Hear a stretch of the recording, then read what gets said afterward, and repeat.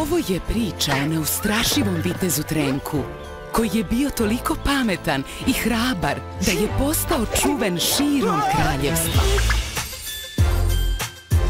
Pobednik turnira će zatim predvoditi vojsku koja će ubiti zmaja.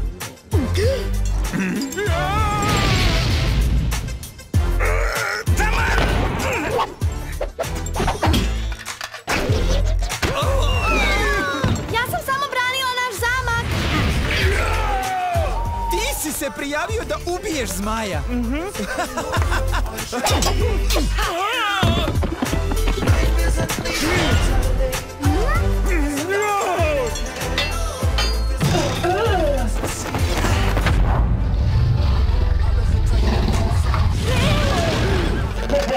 Aj, pa nek je sa srećom.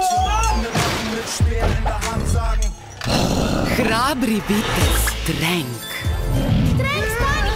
Nemoj da ga povrediš! Jel ti deluje kao da ću da ga povredim? Uskoro u bioskopima.